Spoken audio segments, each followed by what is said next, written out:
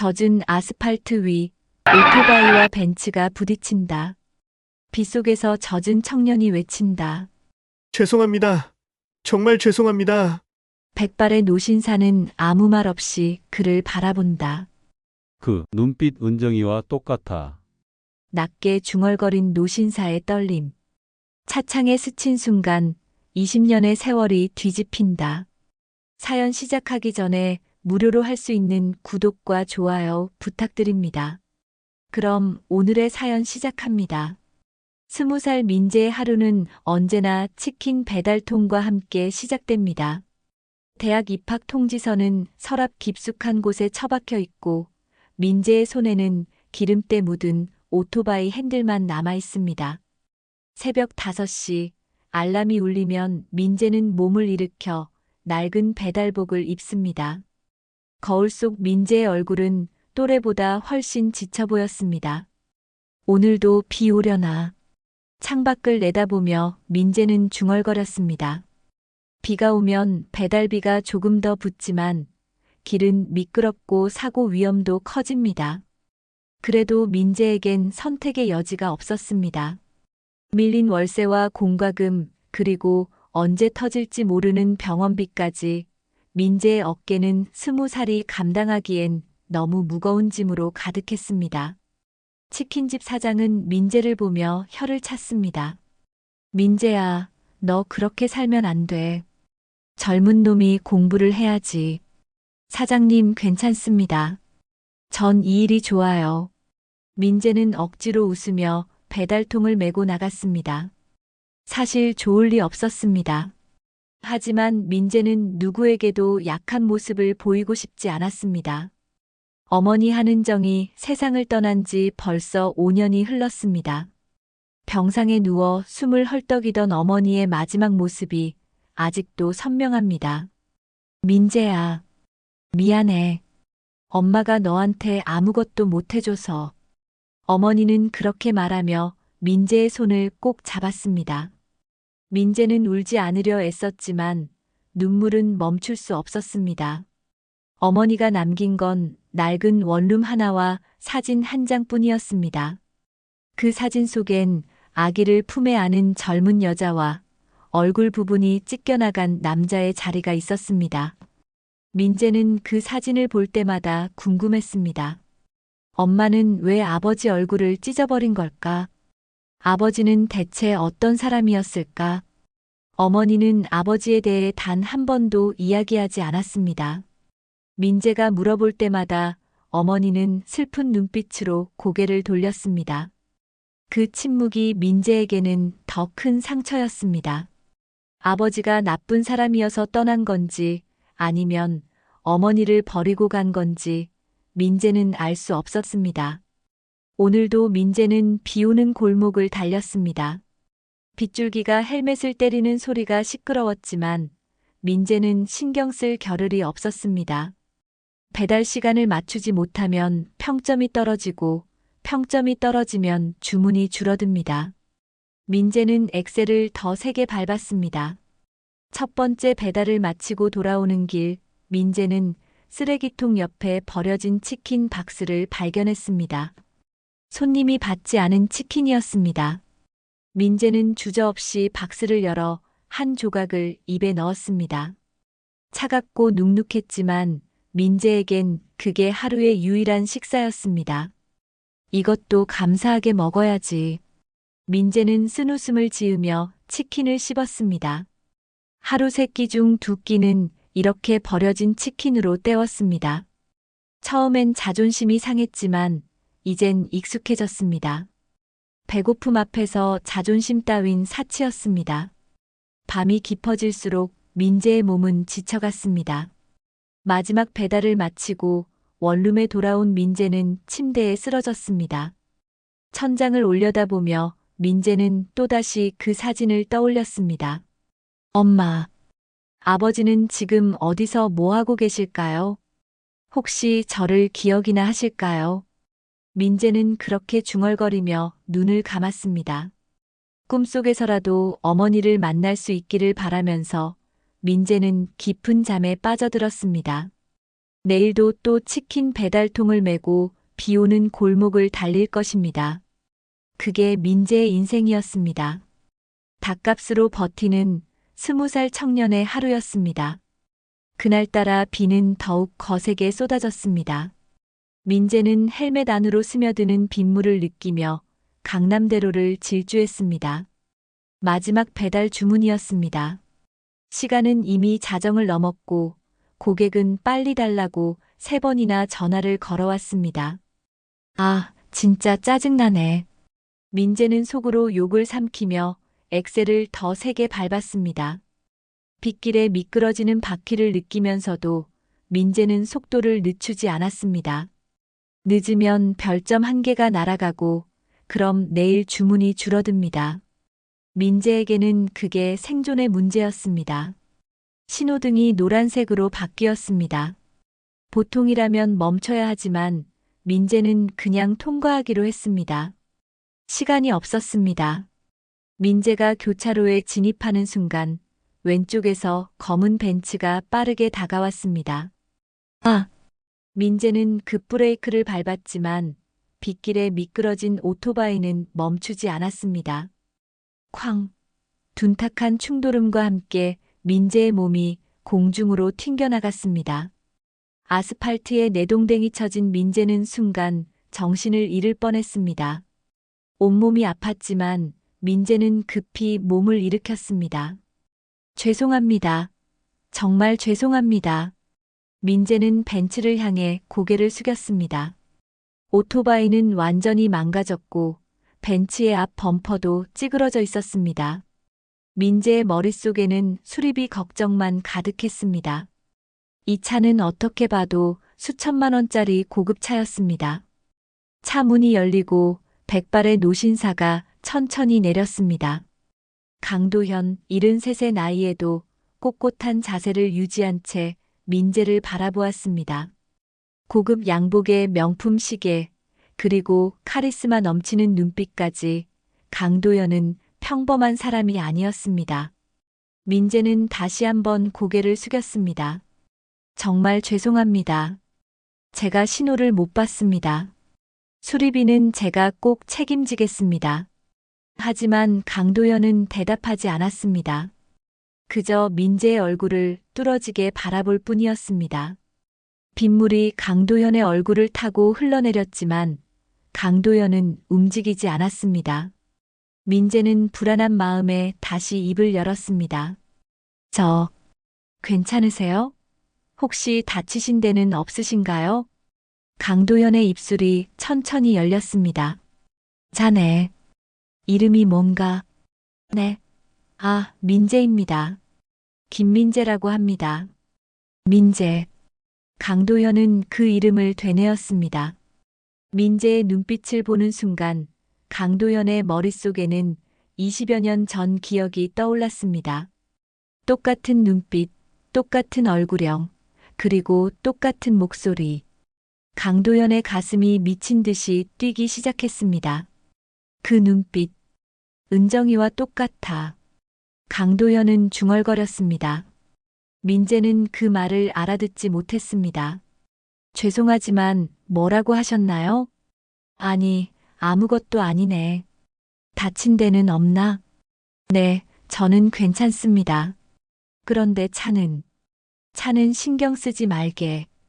보험으로 처리하면 되니까. 강도현의 태도에 민재는 당황했습니다.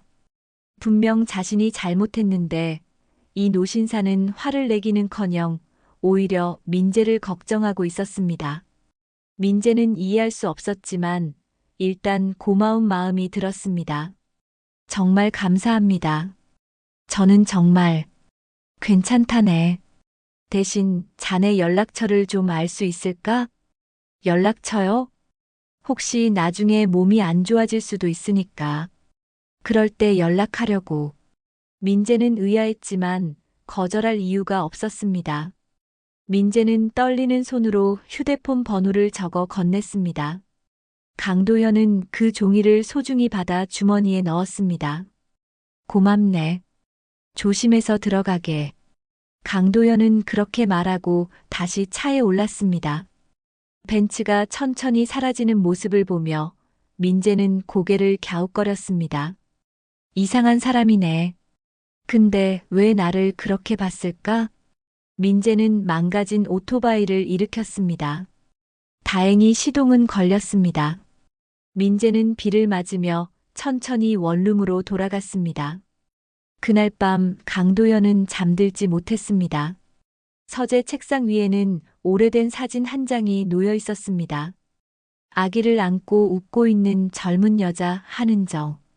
그리고 그 옆에 서 있던 자신의 모습. 강도연은 사진을 쓰다듬으며 눈물을 흘렸습니다. 은정아. 미안해. 정말 미안해. 강도연의 손은 떨리고 있었습니다. 오늘 본 그 청년 민재. 그 눈빛은 분명 한은정의 것이었습니다. 강도연은 확신했습니다. 민재가 자신의 아들일지도 모른다고. 20여 년 동안 찾아 헤맸던 아이가 바로 눈앞에 있었던 것입니다. 내일 당장 확인해야 해. 강도연은 비서에게 전화를 걸었습니다. 한밤중이었지만 비서는 즉시 전화를 받았습니다. 회장님, 무슨 일이십니까? 김민재라는 청년을 조사해주게. 20살 치킨 배달을 하고 있어. 그리고 DNA 검사를 준비해주게. DNA 검사요? 그래. 아무에게도 말하지 말고 비밀리에 진행하게. 전화를 끊은 강도연은 창밖을 바라보았습니다. 비는 여전히 내리고 있었습니다. 강도연의 가슴 속에는 희망과 두려움이 동시에 밀려왔습니다. 만약 민재가 정말 자신의 아들이라면 강도연은 어떻게 해야 할까요? 20여 년간 버려두었던 아들을 이제 와서 찾았다고 말할 수 있을까요? 강도연은 고개를 떨구었습니다. 죄책감이 밀려왔습니다. 사고 이후 사흘이 지났습니다. 민재는 여전히 치킨 배달을 하며 하루하루를 버텼습니다. 오토바이는 다행히 큰 문제 없이 수리되었고 민재는 다시 골목을 누볐습니다. 그런데 이상한 일이 생기기 시작했습니다. 민재야, 잠깐 이리 와봐. 치킨집 사장이 민재를 불렀습니다. 사장의 표정이 묘하게 들떠 있었습니다. 민재는 고개를 갸웃거리며 사장 앞에 섰습니다. 왜 그러세요, 사장님? 너 말이야. 혹시 아는 회장님 같은 분 있어? 회장님요? 무슨 말씀이세요? 사장은 휴대폰을 꺼내 민재에게 보여주었습니다. 화면에는 거액의 송금 내역이 찍혀 있었습니다. 민재는 눈이 휘둥그레졌습니다. 이게 뭔데요? 어제 전화가 왔어. 강진홀딩스라는 회사 비서실에서 너 학비랑 생활비, 병원비까지 전부 지원해준다는 거야. 그것도 조건 없이. 네. 그게 무슨. 민재는 믿을 수 없었습니다. 학비요? 생활비요? 민재는 대학도 안 다니는데 왜 누가 학비를 대준다는 걸까요? 그리고 강진홀딩스라니 민재도 뉴스에서 몇 번 들어본 대기업이었습니다. 사장님, 이거 사기 아니에요? 사기는 무슨. 돈 이미 들어왔어. 그것도 1년치 선입금으로. 너 진짜 모르는 거야? 민재는 머리가 복잡해졌습니다. 며칠 전 사고 났던 그 노신사가 떠올랐습니다. 혹시 그분일까요? 하지만 왜 그런 걸까요? 단순한 교통사고였는데 이렇게까지 해줄 이유가 없었습니다. 일단 고맙긴 한데 뭔가 찝찝하네요. 찝찝하긴. 너 그냥 받아. 이런 기회가 어디 있어. 대학도 다시 갈 수 있다며? 사장의 말에 민재는 고개를 끄덕였습니다. 하지만 마음 한구석이 불편했습니다. 공짜는 없다는 걸 민재는 잘 알고 있었습니다. 뭔가 대가를 요구할 게 분명했습니다. 그날 이후로 민재의 삶은 조금씩 달라지기 시작했습니다. 치킨집은 갑자기 리모델링에 들어갔습니다. 새 주방 기기가 들어오고 인테리어도 깔끔하게 바뀌었습니다. 사장은 연신 웃으며 말했습니다. 다 내 덕분이야, 민재야. 그 회장님이 우리 가게도 투자해 주셨어. 민재는 점점 더 혼란스러워졌습니다. 도대체 왜 이러는 걸까요? 민재는 그 노신사에게 전화를 걸어볼까 고민했지만 연락처를 받지 않았습니다. 민재는 그저 불안한 마음으로 하루하루를 보냈습니다. 어느 날 밤 민재가 배달을 마치고 원룸 골목에 들어섰을 때였습니다. 골목 끝에 검은 벤츠 한 대가 조용히 서 있었습니다. 민재는 그 차를 알아봤습니다. 며칠 전 사고 났던 바로 그 차였습니다. 저 차. 민재는 천천히 다가갔습니다. 하지만 차 안은 어두워서 누가 타고 있는지 보이지 않았습니다. 민재가 차창을 두드리려는 순간 차는 천천히 출발했습니다. 민재는 그 뒷모습을 멍하니 바라봤습니다. 누군가 날 감시하고 있어. 민재는 등골이 오싹해졌습니다. 좋은 일이든 나쁜 일이든 뭔가 큰 일이 벌어지고 있다는 느낌이 들었습니다. 민재는 원룸에 들어가 문을 잠그고 창문을 확인했습니다. 혹시 누가 지켜보고 있을까봐 두려웠습니다. 그날 밤 민재는 잠들지 못했습니다. 어머니의 사진을 꺼내 들여다봤습니다. 찢겨진 아버지의 자리가 유난히 크게 보였습니다. 엄마, 이게 다 무슨 일이에요? 혹시 아버지랑 관련된 건가요? 민재는 가슴이 두근거렸습니다. 어쩌면 이 모든 일이 아버지와 연결되어 있을지도 모른다는 생각이 들었습니다. 민재는 휴대폰을 꺼내 인터넷 검색을 시작했습니다. 강진홀딩스, 강도현 회장. 검색 결과가 쏟아졌습니다. 재계 서열 10위 자수성가한 기업인, 사회공헌 활동으로 유명한 인물. 민재는 강도현의 사진을 유심히 봤습니다. 며칠 전 만났던 그 노신사가 맞았습니다. 하지만 왜 이런 대기업 회장이 민재 같은 배달원에게 관심을 가지는 걸까요? 혹시 정말 민재는 상상하기 시작했습니다. 만약 강도현이 자신의 아버지라면? 하지만 곧 고개를 저었습니다. 말도 안 되는 소리였습니다. 재벌 회장의 아들이 치킨 배달을 할 리 없었습니다. 그때 휴대폰이 울렸습니다. 모르는 번호였습니다. 민재는 조심스럽게 전화를 받았습니다. 여보세요? 민재 씨 맞으신가요? 강진홀딩스 비서실입니다. 민재의 심장이 쿵 내려앉았습니다. 네, 맞습니다. 회장님께서 내일 한번 뵙고 싶어 하십니다. 시간 되시나요? 저를요? 왜요? 자세한 이야기는 만나서 말씀드리겠습니다. 내일 오전 10시 본사로 와주시면 됩니다. 차량 보내드리겠습니다. 아, 네. 알겠습니다. 전화가 끊어졌습니다. 민재는 휴대폰을 움켜쥐고 한동안 멍하니 앉아 있었습니다. 내일이면 모든 게 밝혀질 것 같았습니다. 민재는 떨리는 마음으로 눈을 감았습니다. 창밖에서는 여전히 검은 벤츠가 골목을 지키고 있었습니다. 차 안에서 강도현은 민재의 원룸 창문을 바라보고 있었습니다. 강도현의 손에는 방금 받은 검사 결과지가 들려 있었습니다. 비서가 몰래 수집한 민재의 머리카락으로 진행한 검사였습니다. 강도현은 그 종이를 떨리는 손으로 펼쳤습니다. 단 한 줄의 문장이 강도현의 눈에 들어왔습니다. 부자관계 확률 99.98%. 강도현의 눈에서 눈물이 흘러내렸습니다. 민재야, 정말 내가 내 아들이구나. 다음 날 아침 민재는 평소보다 일찍 일어났습니다. 거울 앞에 서서 한참을 고민했습니다. 뭘 입고 가야 할까요? 민재에게는 배달복 외에 변변한 옷이 없었습니다. 결국 민재는 어머니 장례식 때 입었던 검은 셔츠를 꺼내 입었습니다. 엄마, 오늘 제가 뭔가 알게 될 것 같아요. 민재는 사진 속 어머니에게 말을 걸었습니다. 어머니는 여전히 환하게 웃고 있었습니다. 민재는 사진을 가슴에 꼭 안았다가 조심스럽게 제자리에 놓았습니다. 약속 시간보다 30분 일찍 강진홀딩스에서 보낸 검은 승용차가 원룸 앞에 도착했습니다. 민재는 떨리는 마음으로 차에 올랐습니다. 기사는 정중하게 인사했고 차 안은 민재가 평생 경험해보지 못한 고급스러움으로 가득했습니다. 이게 다 꿈은 아니겠지? 민재는 창밖을 내다보며 중얼거렸습니다.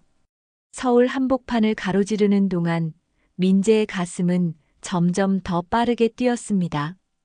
강진홀딩스 본사 건물이 보이기 시작했습니다. 30층이 넘는 유리 건물이 햇살에 반짝였습니다. 차가 지하 주차장으로 들어갔습니다. 전용 엘리베이터를 타고 최상층으로 올라가는 동안 민재는 손에 땀이 나는 걸 느꼈습니다. 엘리베이터 문이 열리자 고급스러운 비서실이 나타났습니다. 민재 씨, 이쪽으로 오세요. 젊은 비서가 민재를 안내했습니다. 복도를 지나 넓은 회장실 앞에 섰습니다. 비서가 문을 노크했습니다. 회장님 모시고 왔습니다. 들어오게. 문이 열리고 민재는 천천히 안으로 들어갔습니다. 넓은 사무실 끝에 강도연이 서 있었습니다. 창밖으로 서울 시내가 한눈에 내려다 보였습니다. 강도연은 민재를 보자 긴 한숨을 내쉬었습니다. 앉게. 민재는 소파에 조심스럽게 앉았습니다. 강도현도 맞은편에 앉았습니다. 두 사람 사이에 침묵이 흘렀습니다.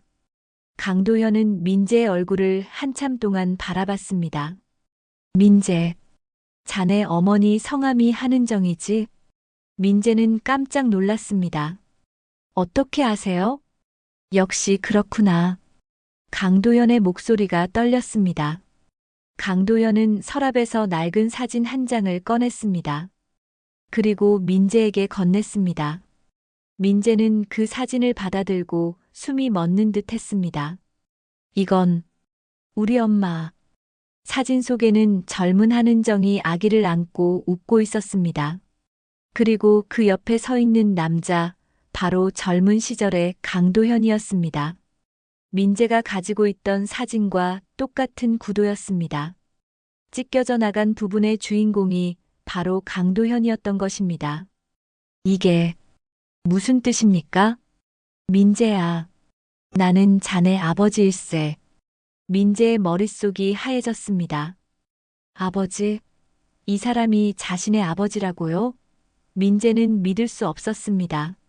아니, 믿고 싶지 않았습니다. 거짓말이죠? 이게 무슨 거짓말이 아니네. 이것 봐. 강도현은 검사 결과지를 꺼냈습니다. 부자관계 확률 99.98%. 민재는 그 숫자를 보고 비틀거렸습니다.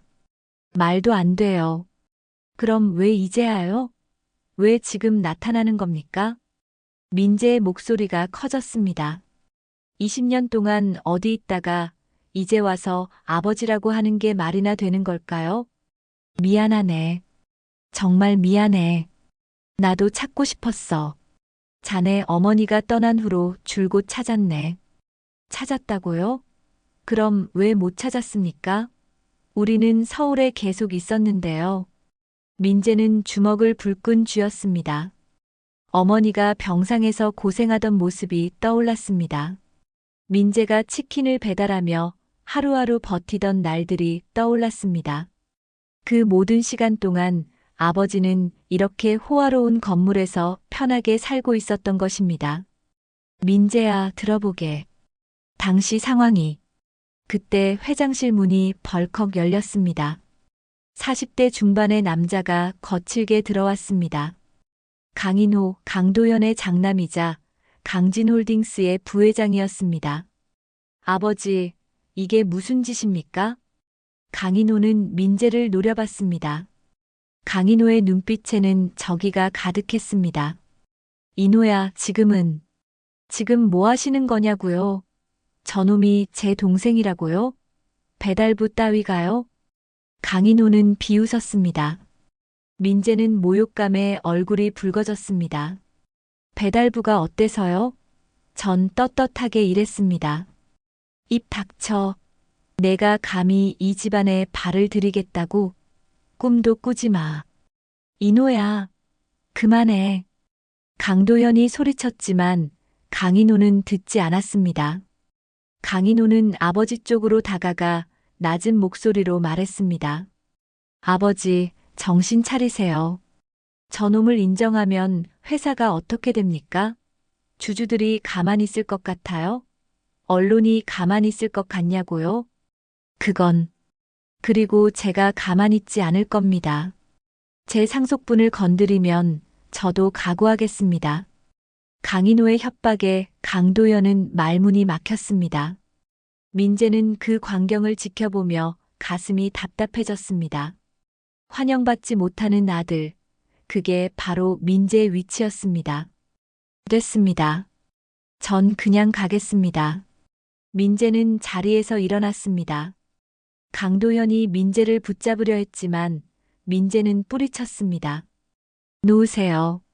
전 아버지 같은 사람 필요 없습니다. 20년 동안 없었는데 이제 와서 무슨 아버지입니까? 민재는 회장실을 나갔습니다. 엘리베이터를 타고 내려가는 동안 민재의 눈에서 눈물이 흘러내렸습니다. 피는 확인됐지만 마음은 이어지지 않았습니다. 민재는 건물 밖으로 나와 걸었습니다. 어디로 가야 할지 몰랐지만 그냥 걷고 싶었습니다. 회장실에서 강도현은 창밖으로 사라지는 민재의 뒷모습을 바라봤습니다. 강인호는 냉소를 지으며 말했습니다. 잘 됐네요. 저놈 혼자 알아서 나갔으니까요. 강도현은 아들을 돌아보며 쓸쓸히 웃었습니다. 이노야, 너는 정말 무서운 놈이구나. 그날 이후 일주일 동안 민재는 치킨집에도 나가지 않았습니다. 원룸에 틀어박혀 멍하니 천장만 바라봤습니다. 사장은 여러 번 전화를 걸었지만 민재는 받지 않았습니다. 아버지를 찾았지만 동시에 잃어버린 기분이었습니다. 강도현도 마찬가지였습니다. 회사 일에 손을 놓았습니다. 임원들이 결제를 요청해도 고개만 끄덕일 뿐이었습니다. 비서가 민재에게 다시 연락해보겠다고 했지만 강도현은 고개를 저었습니다. 아니야. 민재가 원하지 않는데 어떻게 하겠나. 하지만 강인호는 달랐습니다. 강인호는 이 상황을 자신에게 유리하게 이용하기로 마음먹었습니다. 강인호는 몰래 기자들을 매수했습니다.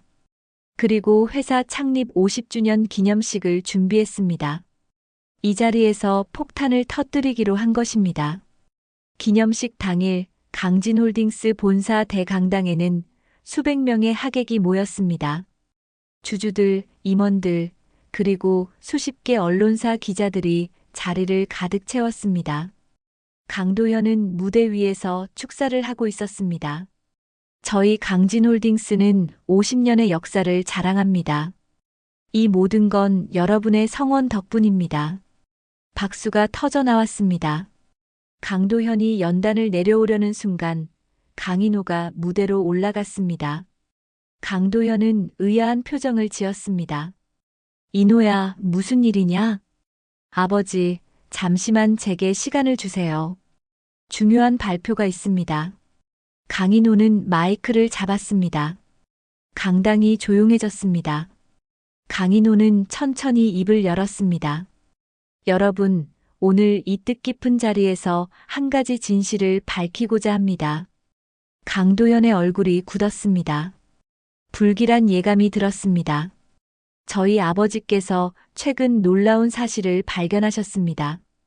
20년 전에 잃어버린 아들을 찾으신 겁니다. 웅성거림이 일었습니다.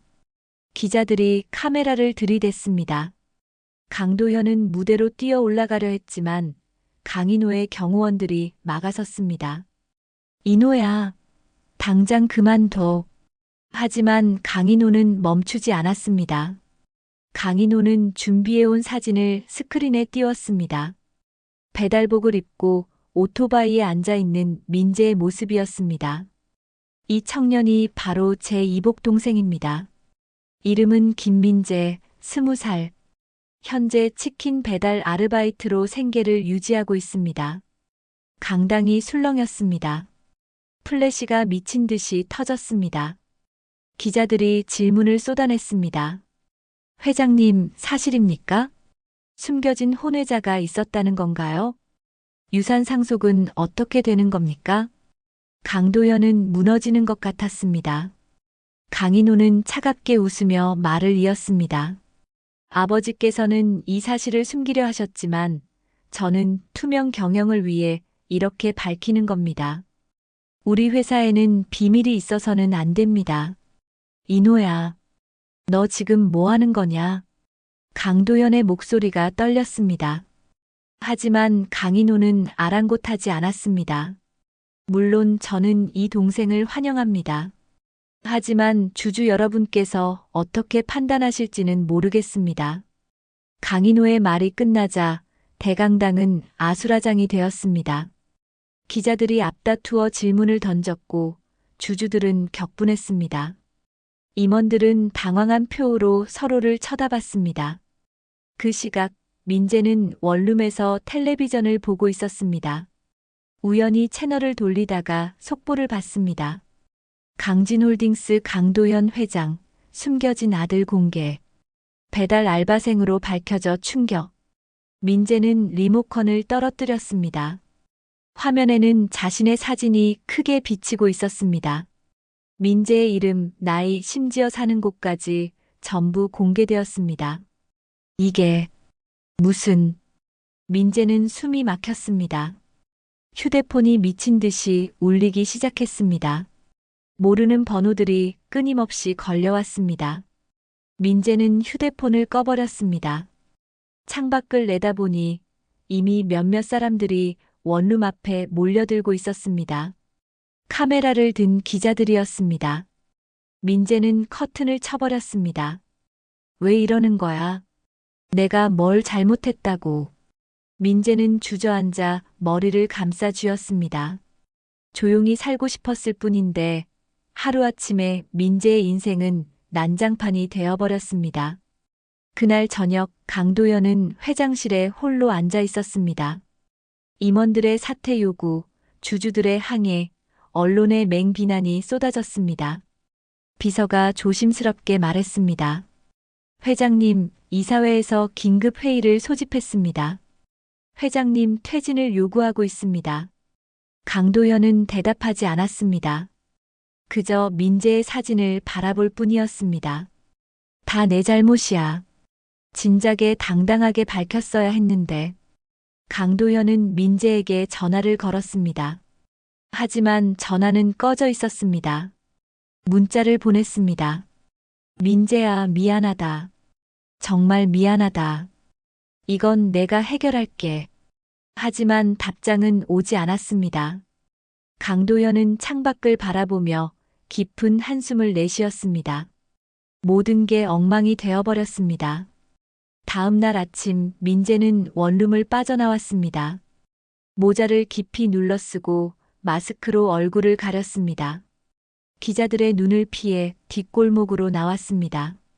민재는 어디론가 떠나야겠다고 생각했습니다. 더 이상 여기 있을 수 없었습니다. 하지만 민재의 발걸음은 무거웠습니다.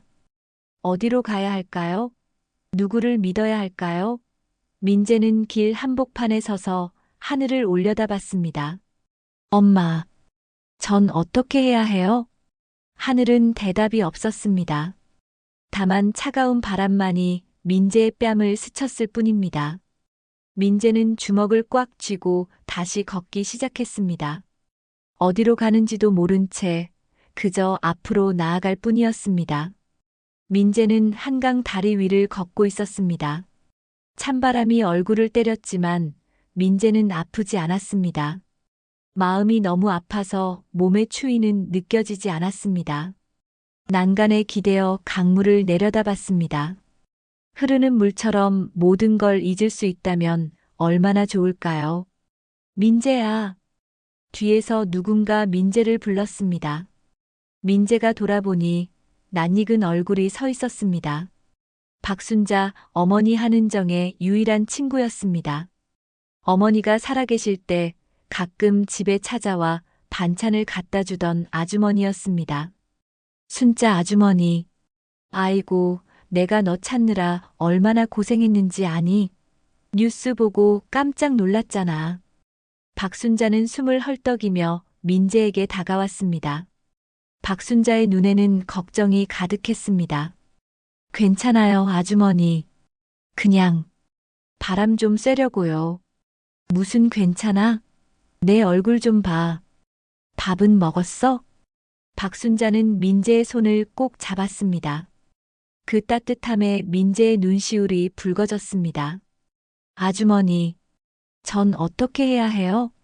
갑자기 아버지가 나타났다가 또 이렇게 엉망이 됐어요. 민재야, 아주머니가 할 말이 있어. 내 엄마가 남긴 게 있단다. 엄마가요?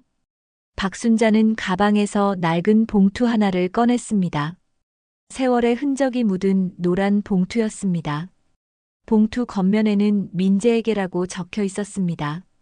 이건 내 엄마가 돌아가시기 직전에 나한테 맡긴 거야.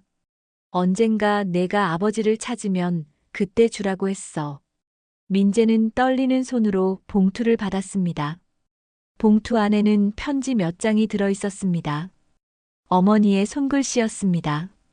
민재는 눈물을 참으며 편지를 펼쳤습니다. 민재야, 이 편지를 읽고 있다면 넌 아마 아버지를 만났을 거야. 엄마가 평생 숨겨왔던 이야기를 이제는 해야 할 것 같구나. 민재는 편지를 읽어 내려갔습니다. 어머니의 목소리가 들리는 것 같았습니다.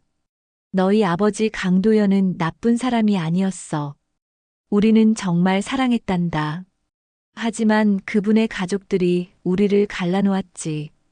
특히 그분의 아버지, 그러니까 내 할아버지가 가장 심했어. 편지에는 당시의 상황이 자세히 적혀 있었습니다. 강도현과 한은정이 만났을 때 강도현은 아직 회사를 물려받기 전이었습니다. 두 사람은 서로 사랑했고 민재를 가졌습니다. 하지만 강도현의 아버지는 한은정을 인정하지 않았습니다. 가난한 집안 출신이라고 우리 집안에 어울리지 않는다고 했어. 심지어 돈을 주며 너를 지우라고까지 했단다. 민재는 편지를 쥔 손에 힘이 들어갔습니다.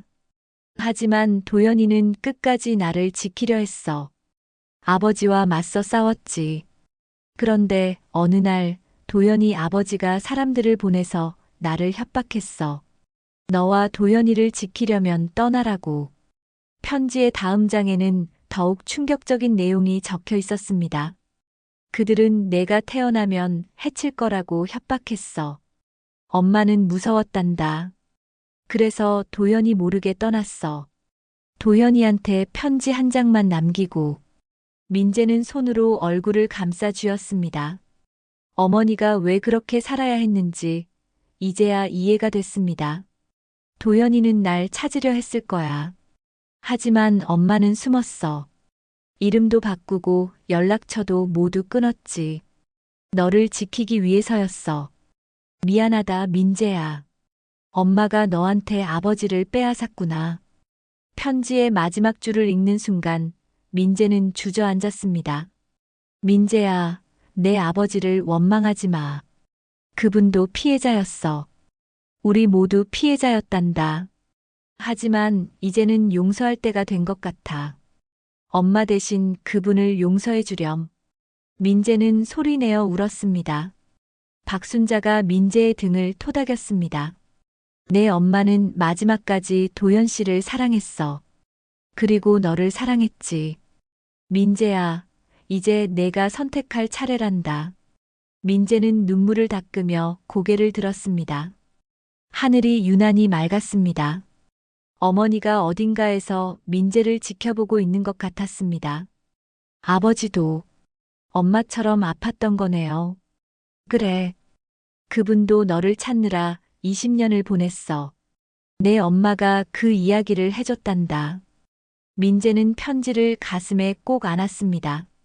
이제야 모든 퍼즐이 맞춰졌습니다. 아버지를 원망했던 마음이 조금씩 녹아내렸습니다. 강도현도 민재만큼 어쩌면 더 많이 아팠을 것입니다. 아주머니, 전 아버지한테 가봐야겠어요. 그래, 잘 생각했다. 가서 다 풀어. 내 엄마도 그걸 원하실 거야. 박순자는 민재를 꼭 안아주었습니다. 민재는 그 품에서 한참을 울었습니다. 어머니의 체온이 느껴지는 것 같았습니다. 민재는 택시를 잡아타고 강진홀딩스로 향했습니다. 가슴이 두근거렸습니다. 아버지를 만나면 뭐라고 말해야 할까요? 미안하다고 해야 할까요? 아니면 사랑한다고 해야 할까요? 강진홀딩스 건물 앞에 도착했을 때 민재는 깊게 숨을 들이마셨습니다.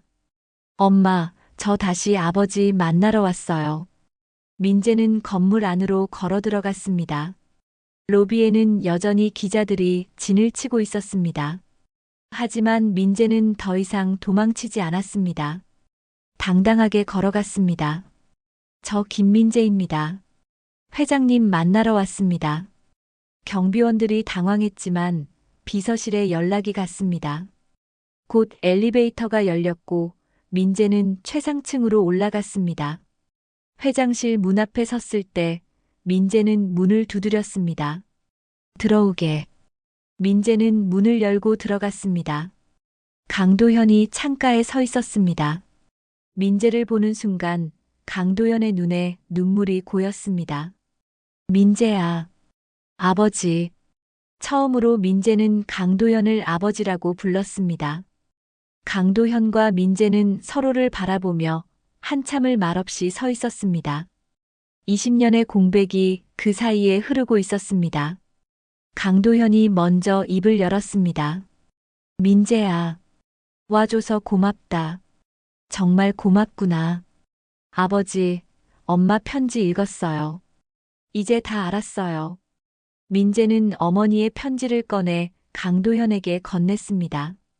강도현은 떨리는 손으로 편지를 받아 읽었습니다. 한은정의 글씨를 보는 순간 강도현의 눈에서 눈물이 쏟아졌습니다. 은정아. 미안해. 정말 미안해. 강도현은 무릎을 꿇었습니다. 제게 거물인 강도현이 아들 앞에서 무릎을 꿇은 것입니다.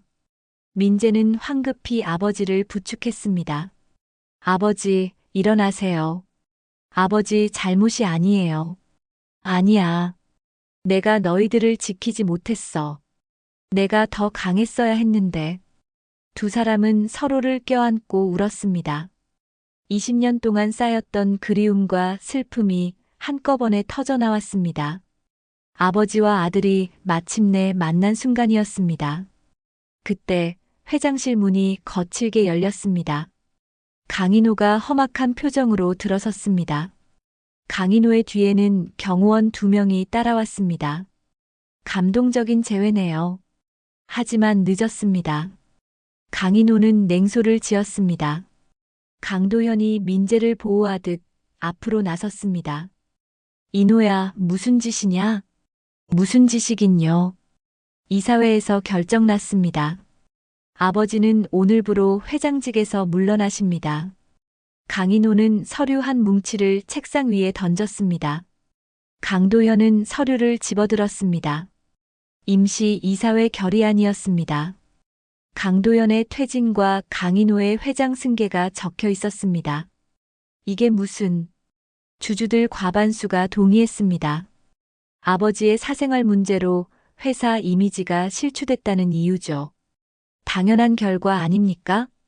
강인호는 의기양양했습니다. 강도현은 주먹을 불끈 쥐었습니다. 너, 이걸 위해 민재를 공개한 거였구나. 맞아요. 저 배달부 덕분에 제가 회장이 됐네요.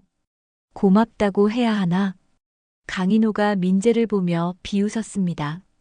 민재는 분노가 치밀었습니다. 당신, 정말 인간이 맞습니까? 인간? 재밌는 말 하네. 여기는 정글이야. 약한 놈은 도태되는 거지. 강인호는 금고 쪽으로 걸어갔습니다. 금고를 열고 서류 가방을 꺼냈습니다. 가방 안에는 회사 계좌 정보와 해외 비자가 들어 있었습니다. 뭐 하는 거냐? 회장 자리만으론 부족합니다. 회사 자금도 좀 가져가야죠. 제 몫이니까요. 강인호는 이미 몇 달 전부터 비자금을 조성해 왔던 것입니다. 수백억 원의 회사 돈을 빼돌려 해외 계좌로 보냈습니다. 그리고 오늘 밤 이 나라를 떠날 계획이었습니다. 너 횡령까지 했단 말이냐? 횡령이 아니라 정당한 보상입니다. 제가 이 회사를 위해 얼마나 일했는데요. 강도현은 비틀거렸습니다.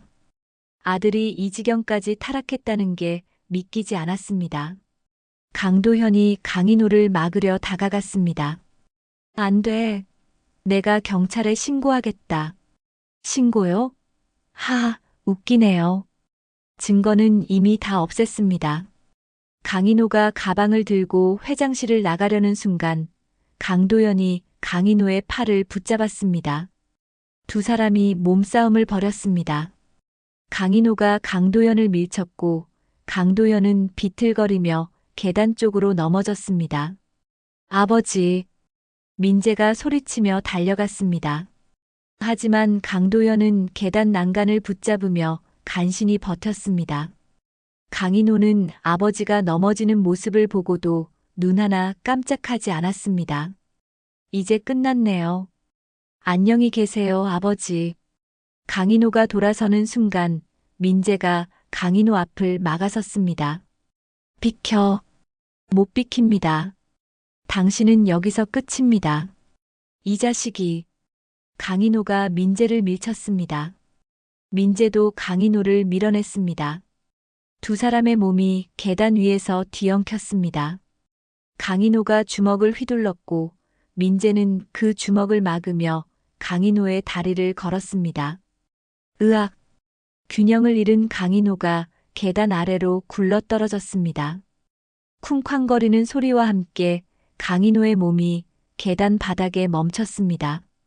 피가 계단을 따라 흘러내렸습니다. 형님!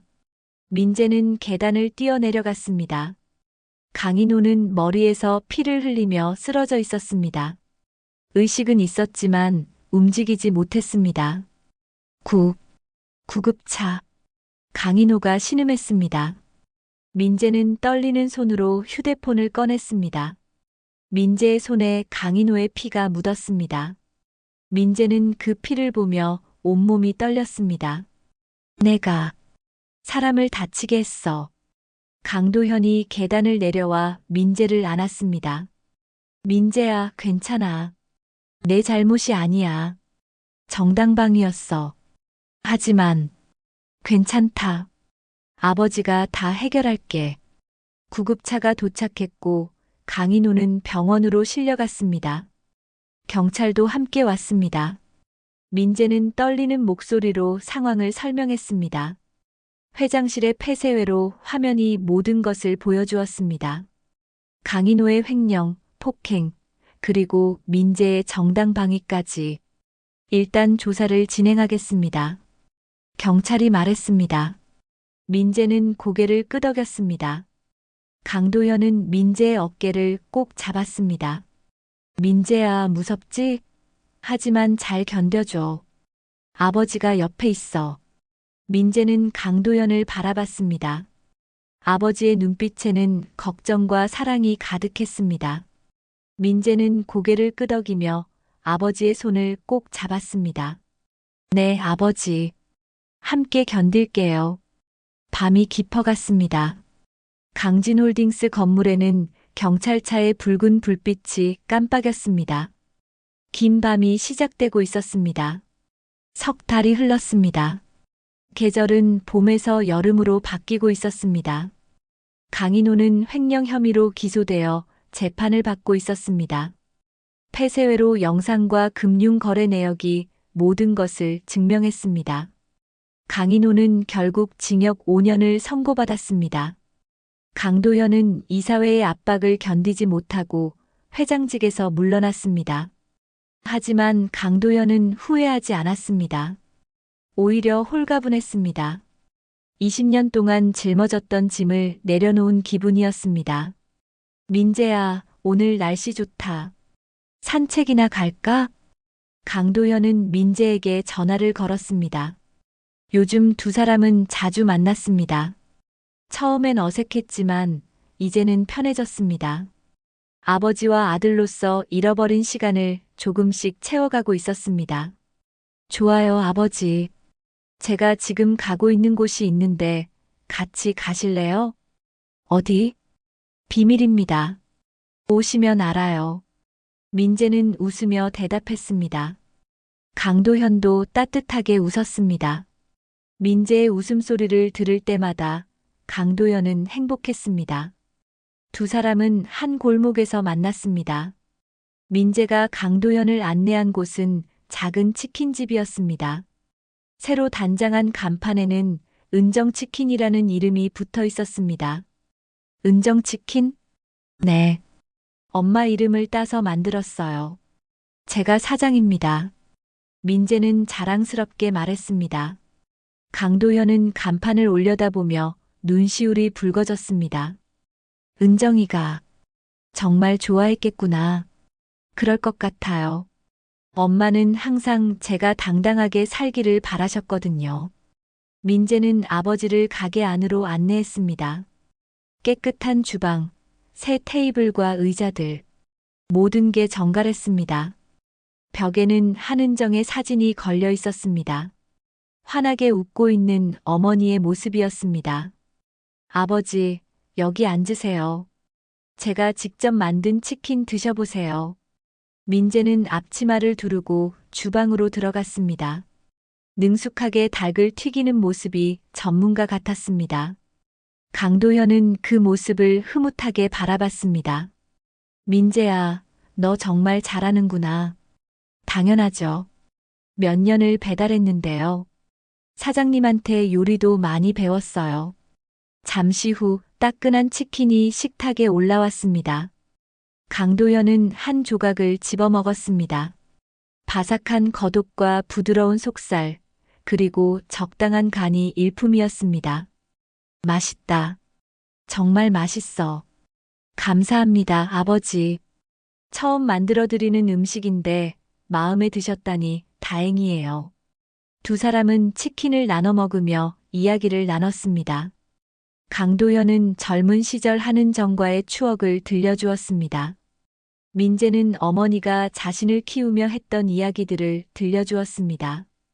웃음과 눈물이 교차하는 시간이었습니다. 아버지, 사실 결정한 게 있어요.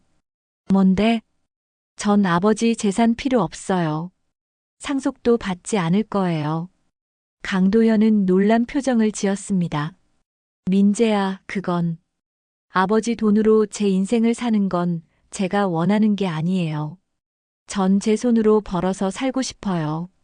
그게 엄마가 바라던 거예요. 민재는 단호했습니다. 강도현은 한참을 민재를 바라보다가 고개를 끄덕였습니다.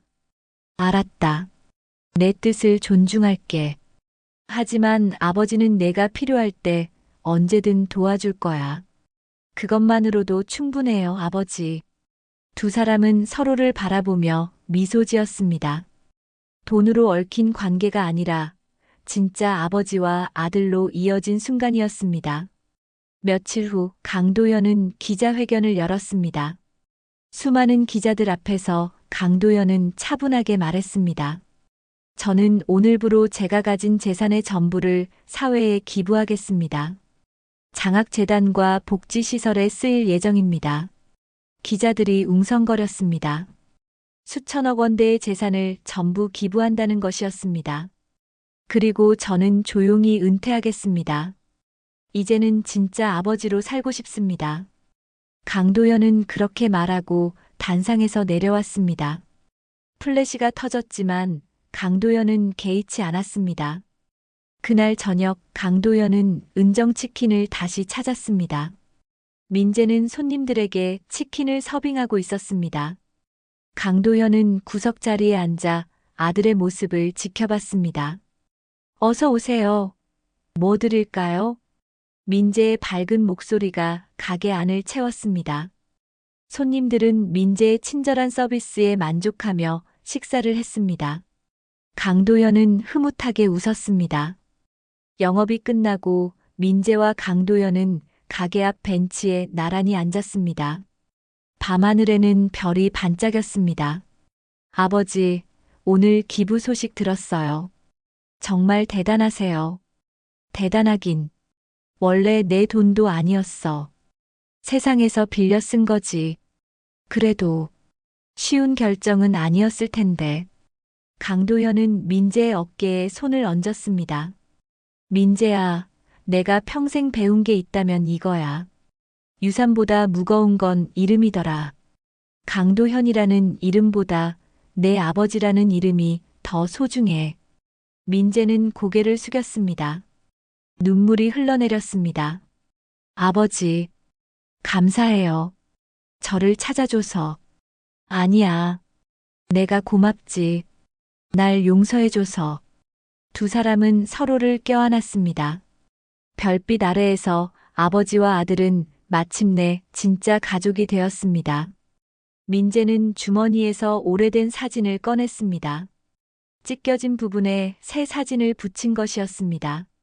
아기를 안은 한은정, 그리고 그 옆에 선 강도현. 이제는 그 사진에 젊은 민재의 모습도 함께 붙어 있었습니다. 엄마, 우리 셋이 다시 만났어요.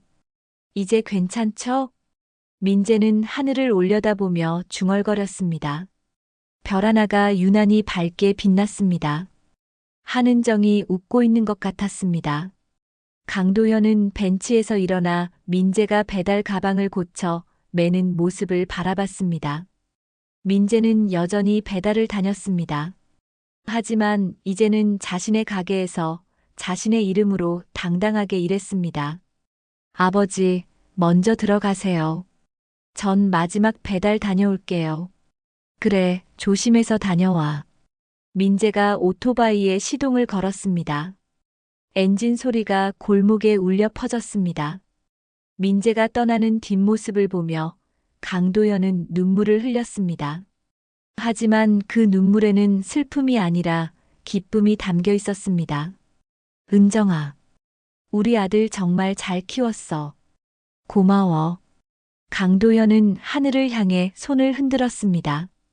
그리고 천천히 걸어갔습니다. 닭 한 마리 팔아도 사람 마음은 팔지 않는 아들. 피보다 진한 건 용서였습니다. 그리고 그보다 더 진한 건 사랑이었습니다. 오늘 사연 어떠셨나요? 이 이야기를 듣고 가장 마음 아팠던 장면은 어디였나요? 댓글로 의견 남겨주세요. 오늘 사연이 즐거우셨다면 구독과 좋아요 부탁드립니다. 지금까지 사연본부였습니다. 감사합니다.